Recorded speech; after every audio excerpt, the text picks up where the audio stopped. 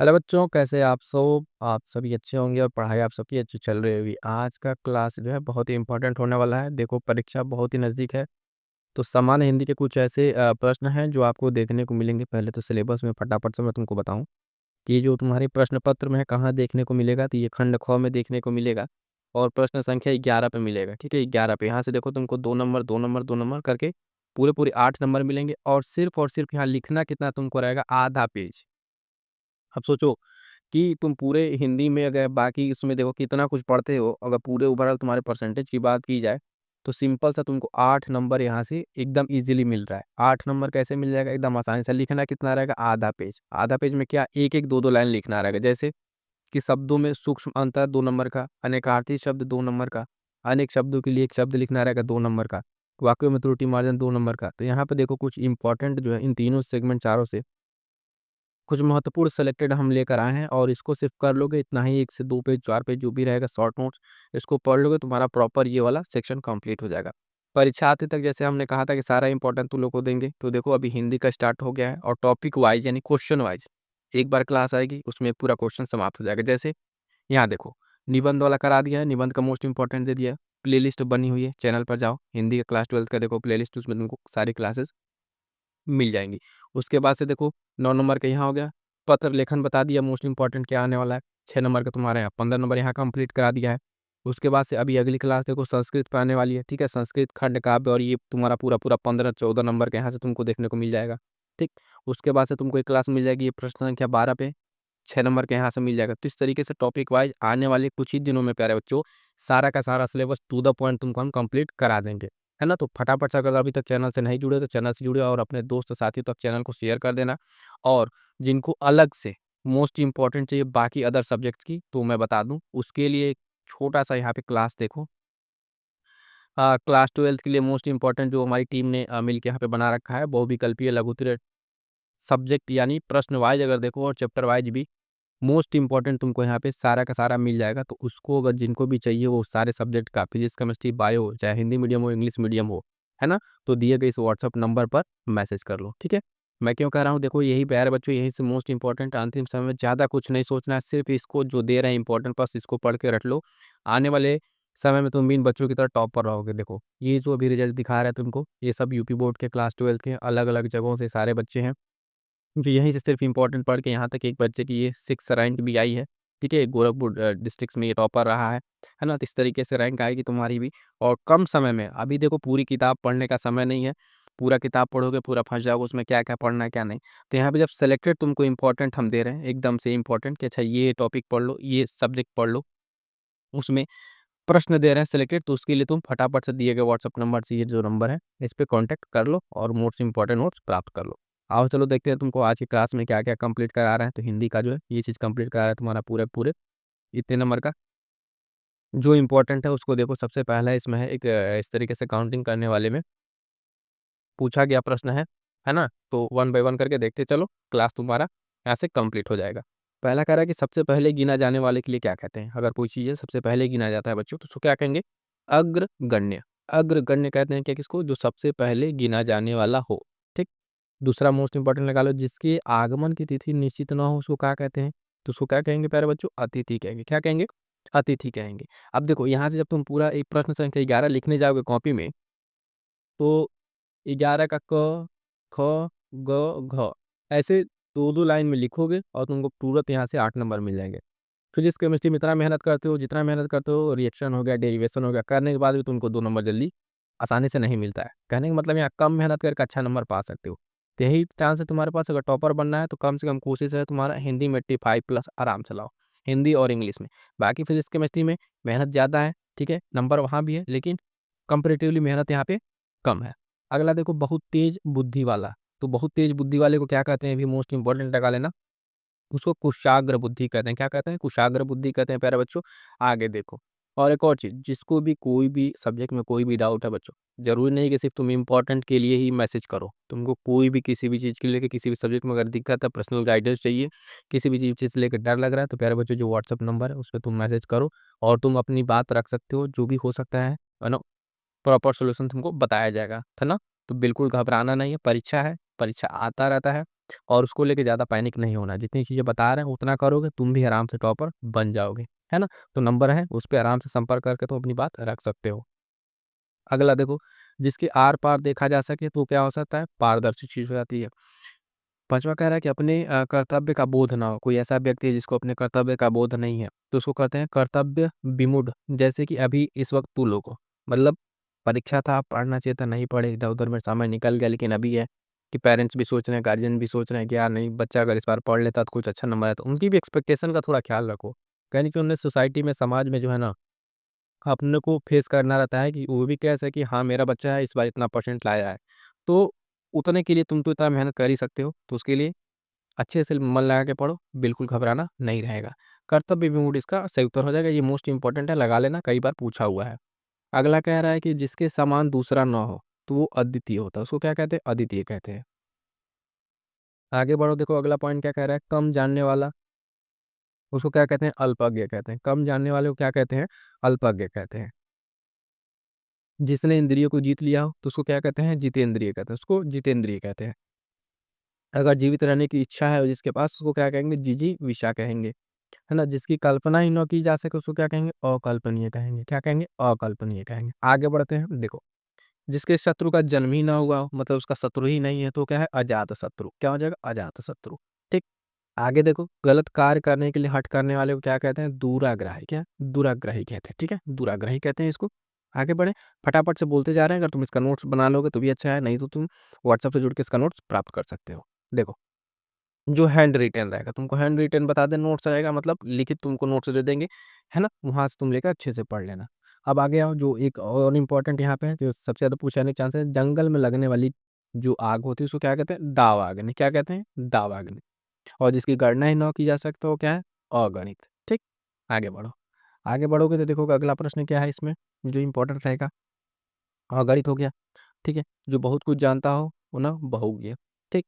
जिसका कोई अंत ना हो, अनंत। कुछ-कुछ ऐसा है जो उतना इम्पोर्टेंट इस बार पूछने की संभावना नहीं, उसको हम स्किप करेंगे। जो इम्पोर्टेंट वही तुमको मैं यहाँ बता रहा हूँ। ठीक? तो देखो, जानने की इच्छा रखने वाला जिज्ञासु, ठीक है? जानने की इच्छा रखने वाला, बहुत कम बोलने वाला क्या है? अल्पभाषी। अल्पभाषी, ठीक है? अल्पभाषी, बहुत कम बोलने वाला। आगे बढ़ेंगे, देखेंगे पीने की इच्छा रखने वाला क्या कहते हैं? उसको पिपासु कहते हैं। और जो वंदना करने के योग्य क्या होता है? वंदनीय होता है। क्या होता है? वंदनीय होता है। जिसको जीता ना जा सके वो क्या है? अजेय है। अब देखो यहाँ पे तुम्हारा एक जो सेक्शन है, क, ख, ग, घ में से एक कंप्लीट हुआ है 2 नंबर का। इसमें सिर्फ एक पूछेगा, इसी तरीके से तुमको एक ठो आंसर लिख देना रहेगा, तुम्हारा आराम से यहाँ पे क्या हो जाएगा? 2 नंबर मिल जाएगा। ठीक? और पहला पेपर 24 फरवरी को अगर तुम्हारा है, ठीक है? तो हिंदी जितना बढ़िया पेपर होगा ना, वो तुम्हारे बाकी पेपर के लिए क्या करेगा? कॉन्फिडेंस बिल्डअप करेगा। क्योंकि अगर हिंदी खराब होगा फिर लगेगा अरे अब तो कुछ हो ही नहीं रहा है। अब आओ देखो अगला प्रश्न देखते हैं, जिसमें 2 वर्ड दिया रहता है। 2 शब्दों में क्या किया रहता है? अंतर बताना था, उसका मतलब। तो अनल और अनिल का मतलब बताने हैं, अग्नि और वायु। अनल मतलब अग्नि, अनिल मतलब वायु। सकल और शकल की बात करें तो संपूर्ण और अंश की यहाँ पे बात की गई है। ठीक है? आगे बढ़ें। देखो, पुरुष और परुष। पुरुष और परुष में क्या है? तो आदमी और कठोर। पुरुष मतलब आदमी और परुष, परुष मतलब कठोर। बात करेंगे आगे अगले प्रश्न की, तो गृह और ग्रह। गृह मतलब जानते हो घर होता है, और ग्रह मतलब नक्षत्र होता है, ये सब कोई जानता है। ठीक है? आगे बढ़ो। आगे बढ़ोगे तो ये वाला देखोगे एक इम्पोर्टेंट, पतन और पत्तन। तो पतन मतलब होता है गिरना, और पत्तन में से होता है पोर्ट या बंदरगाह। क्या होता है? पोर्ट या बंदरगाह। एक और अगला इसी तरीके से इम्पोर्टेंट, एक सूत है, एक सूत है। एक को कहते हैं पुत्र और एक को कहते हैं सारथी। कर्ण। सूत पुत्र नाम सुना होगा, कर्ण। ठीक है? तो इस तरीके से उसका नाम आता है। आगे बढ़ेंगे कि ये वाला इम्पोर्टेंट देखो, अंबुज और अम्बुद। ठीक है? अंबुज मतलब कमल, ठीक है? और अम्बुद मतलब बादल। ठीक है? अब समझो यहाँ से अम्बुज और अम्बुद। तो अम्बुदो आ रहा है तो देने वाला, जल देने वाला। ठीक? अम्बु में से होता है जल। और देखो अम्बु जो जल में रहने वाला, तो जल में कौन रहता है? कमल रहता है ना? और देता कौन है? बादल, पानी को। ठीक रहेगा? आगे बढ़ते हैं, देखेंगे अगला प्रश्न। अगला प्रश्न में क्या है इसमें, जो तुमसे पूछा गया अंश और अंश के बारे में। तो एक को कहते हैं कंधा और एक को कहते हैं हिस्सा। क्लियर रहेगा? फिर से देखो इसी तरीके से आ रहा है, कौन सा? ये जलज कमल। जलज और जलद। तो जलज मतलब जल में रहने वाला, तो कमल, और जलद देने वाला, तो बादल। समझ में आ रही बात? तो इसी तरीके से आगे बढ़ेंगे। उपकार और अपकार, उपकार मतलब भलाई, अपकार मतलब बुराई। ठीक। वसन और व्यसन की बात करेंगे तो एक होता है वस्त्र और एक होती है आदत। वसन और व्यसन मतलब वस्त्र और आदत। अंश और अंशु की बात करना प्यारे बच्चों, देखना तो ये होगा भाग और किरण। क्या हो जाएगा? भाग और किरण हो जाएगा ये। आगे देखेंगे और उसके बाद से अगला जो इम्पोर्टेंट है, यहाँ देखो, ये है स्वर्ण और श्रवण। तो ये सोना और उच्च जाति। स्वर्ण जाति का नाम सुना होगा आपने, तो इस तरीके से स्वर्ण उच्च जाति होती है और स्वर्ण में सोना होता है। तरणी और तरणी देख लो, सूर्य और नाव। एक तरणी में से होता है सूर्य और दूसरे का मतलब होता है नाव। ठीक। आगे बढ़ेंगे, अगला देखो। अब अगला जो का उसमें एक और प्रश्न है जो अर्थ बताना रहता है। तो गो शब्द का सही अर्थ नहीं है। तो क्या नहीं है सही अर्थ? तो गो के एक शब्द के जो कई अर्थ होते हैं उसमें देखो गाय होगा, किरण, पृथ्वी होगा, लेकिन हाथी नहीं होगा। क्या होगा? गो शब्द का अर्थ हाथी नहीं होगा। अंक का अर्थ नहीं है, तो अंक का अर्थ गोद होगा, संख्या होगा, नाटक का एक अंश होगा, अन्य नहीं होगा इसका अर्थ। ठीक है। फटाफट से देखते चलो, एक बार देख लो, अच्छे से तैयार हो जाएगा। हार शब्द के लिए सही अर्थ क्या होगा? तो गले का आभूषण और पराजय। ठीक है, दोनों क्या होगा? हार शब्द के लिए सही शब्द। द्विज मतलब ब्राह्मण। द्विज किसको कहते हैं? तो ब्राह्मण को कहते हैं। आगे बढ़ेंगे, अंबर की अगर बात करेंगे बच्चों, तो देखना अंबर क्या होता है? आम। ये क्या है? इसका अर्थ नहीं है। बाकी अंबर मतलब आकाश, वस्त्र और केसर। ठीक। प्रश्न में ध्यान देना, क्या पूछा है या नहीं। ठीक, उस हिसाब से आंसर देना। इसमें भी नहीं पूछा है, तो अकाल मतलब समय, इसका मतलब नहीं होता है। तारा का अर्थ है तो नक्षत्र। तारा का अर्थ क्या है? तो नक्षत्र हो जाएगा। बात करेंगे मित्र का सही अर्थ है तो सूर्य। और उदधि कौन सा अर्थ नहीं है? तो इसका उत्तम दधि, ये इसका अर्थ नहीं है। आगे बढ़ेंगे, करी शब्द का देखेंगे तो सूंड वाला और हाथी, ये करी शब्द का अर्थ होगा। जलधि, जलधि, जलधि मतलब ध, देने वाला। तो इसमें बादल क्या होगा? ये देखो ध है तो जलधि। तो हमने क्या बताया था? दौर आएगा। जलधि अगर होता है तो बादल होता है। जिसमें पूछा है नहीं तो बादल नहीं होगा। बाकी तीन इसे क्या होंगे? सही इसके अर्थ होंगे। अनंत शब्द की बात करेंगे, नहीं पूछा है इसमें, तो अनंत मतलब यमराज, इसका जो है सही अर्थ नहीं होगा। अब देखो उसी तरीके कुछ जो छोटे छोटे शब्द, ये तो एमसीक्यू था। अब छोटे छोटे जो शब्द हैं उन शब्दों की एक बार फटाफट से रिवाइज करा देते हैं कि कौन कौन सा कहाँ कहाँ पे पूछा हुआ है ना। तो वो चीज़ तुम्हारे लिए इंपॉर्टेंट रहेगा। और देखो एक बार प्लेलिस्ट चेक कर लेना चैनल पे जाके कि जो गुरुकुल बोर्ड एग्जाम्स है, बहुत सारे इंपॉर्टेंट जो हमने यहाँ पे करा रखे हैं। और बोर्ड्स तक अगर जुड़े रहोगे तो नो डाउट तुम्हारा 80+ तो एकदम आराम से आएगा। जितना बता रहा हूँ उतना कर लोगे तो एकदम आराम से आएगा। ठीक है। तो देखो अब इसमें जो पढ़ना है वो टिक कर दिया है। अली मतलब सखी और ब्राह्मण। अक्षत की अगर बात करेंगे तो अखंड, चावल, संपूर्ण, अखंडित। आरंभ की बात करें तो शुरू, श्री गणेश, प्रयत्न। तो ये जो मैं टिक गया हूँ, पढ़ना बहुत सारा है, लेकिन जो जो भी टिक कर दें उसको एक बार पढ़ना। जो कई बार पूछा है, बार बार पूछा है, देख सकते हो कितनी बार ये सब पूछा हुआ है। तो अंबर का मतलब आकाश और वस्त्र। अर्क मतलब काढ़ा, सूर्य, आग का पौधा, है ना। अज मतलब परमेश्वर, बकरा, शिव, ये सब क्या हो जाएंगे? इसके अर्थ हो जाएंगे। आगे बढ़ेंगे कि यहाँ पे दिया हुआ है गुण। तो गुण मतलब विशेषता, स्वभाव, रस्सी, कौशल, ये सब क्या हो जाएंगे? इसके मतलब हो जाएंगे। आगे बढ़ो, देखो अगला। अगला जो इंपॉर्टेंट है चपला है। चपला के बाद से कौन सा एक है यहाँ पे? चपला मतलब लक्ष्मी, बिजली, चंचल, स्त्री, सब क्या है? चपला के मीनिंग है। ठीक। जड़ मतलब मूर्ख, अचेतन, मूल, ये सब इसके क्या हो जाएंगे? अर्थ हो जाएंगे। आगे बढ़ो, तीर का देख लो। तीर वाला क्या है? नदी का किनारा, तट, बाण, ये सब हो जाएगा। दल का मतलब समूह, सेना, पत्ता, पक्ष, ये सब उसके किस में आएंगे? ये 2 नंबर वाले में देखने को मिलेंगे। विधि मतलब देख लो, भाग्य, विधाता, ब्रह्मा, तरीका, युक्ति, कानून, ये सब क्या है? विधि हो जाते हैं। आगे बढ़ो, अगला देखो, इंपॉर्टेंट है शिव है और सारंग। शिव मतलब महादेव, महेश, मंगल, कल्याण, सुख, वेद, ये सब क्या है? शिव की मीनिंग है। सारंग में बात करेंगे तो कमल, हंस, घोड़ा, तालाब, भौरा, सांप, मोर, बादल, ये सब किरण किस में आ जाएंगे?